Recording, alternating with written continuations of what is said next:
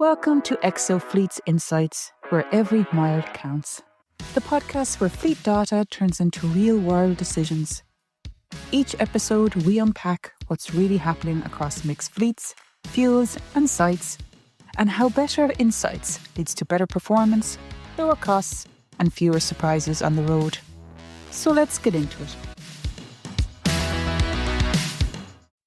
Hi, welcome to Zero Mission.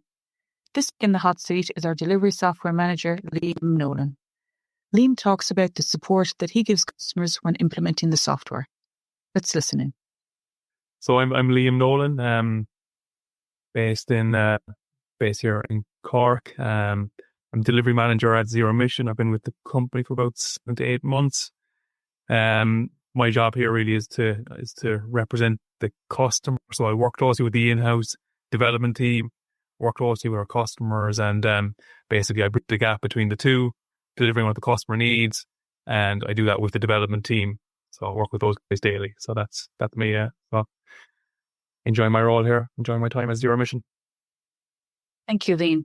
So would say when we have a customer that has come on board, or a customer that might be going to come on board, and there are a few questions they ask. So if they would ask how long would it take to fully implement the software, what would you say?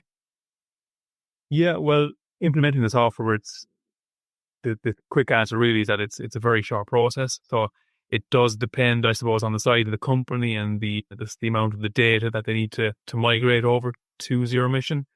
But typically, I mean, like if we're talking about a small customer, you know, we can have the platform up and running for that customer within a couple of days.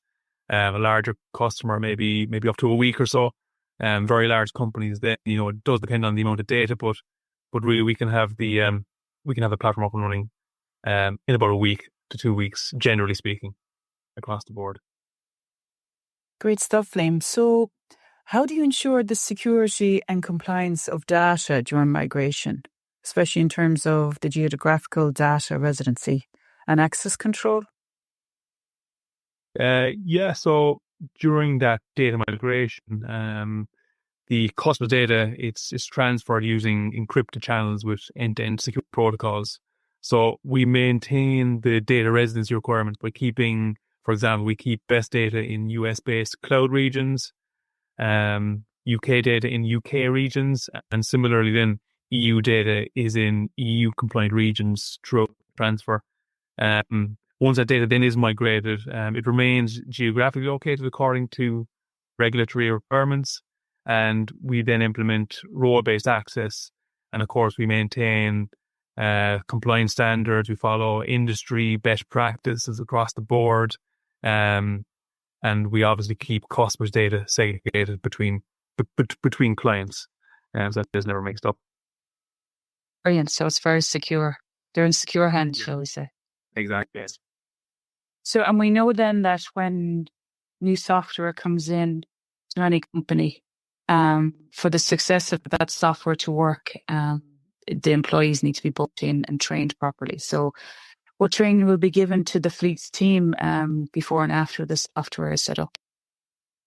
Yeah, so I guess first and foremost anyway, the platform itself, it's designed to be a very user-intuitive platform.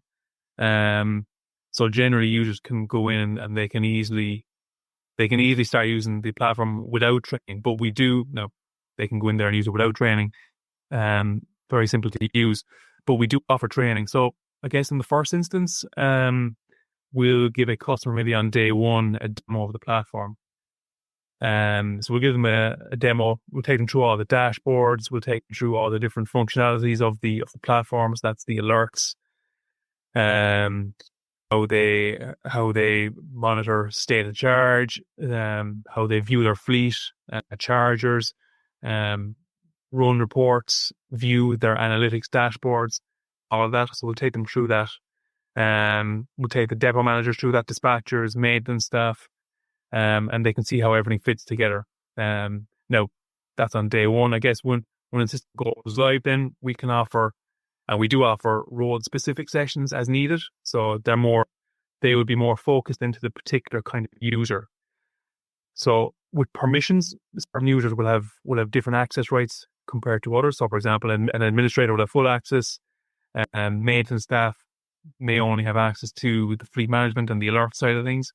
But what we do in those focus sessions is we show them exactly how to customize things on their own side, and just give them a full view of everything within that user scope.